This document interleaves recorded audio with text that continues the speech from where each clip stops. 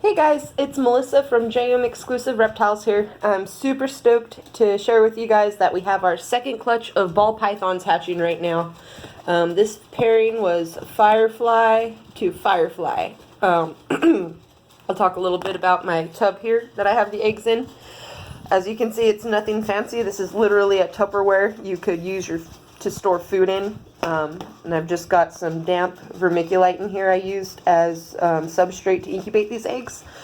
A lot of people do some pretty silly things I'm noticing that really aren't necessary. As you can see, these babies hatched out beautifully. Today is day 58, I believe. And we've got 3 of them. 2 of them we're still waiting on. Most of them are out. But a lot of people I'm seeing these days are taking a container like this and sealing it completely off. They're putting like plastic wrap over the top and just doing all these steps that are really not necessary. All you need is a good tub with a little bit of ventilation. Make sure there's some air holes so the eggs can breathe. I'm noticing a lot of people are just cutting out all air holes in general.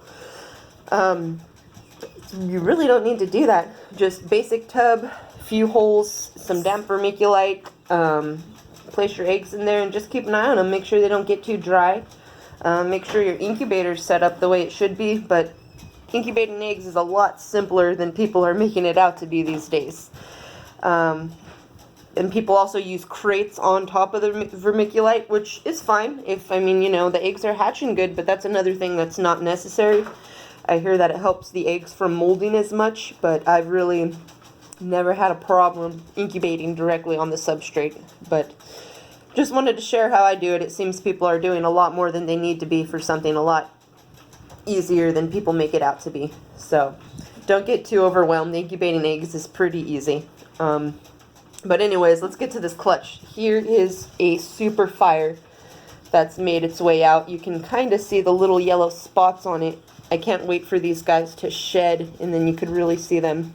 But super fire, it looks like we've got a super fly underneath it.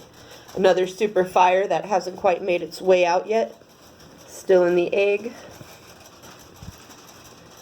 And then these guys, the normal-ish looking ones, are going to be fires. You could kind of see the orangish colors on the sides.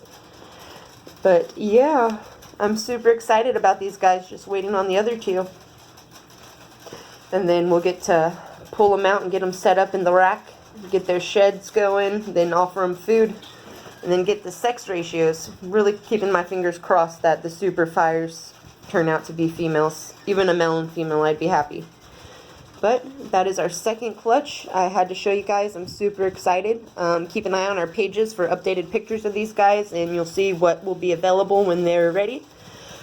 The next video I do, next time a ball python drops, I'll just show you how I set up the egg box. It's really easy, and I'll just kind of give you a little rundown on that. But until then, we will see you guys next time.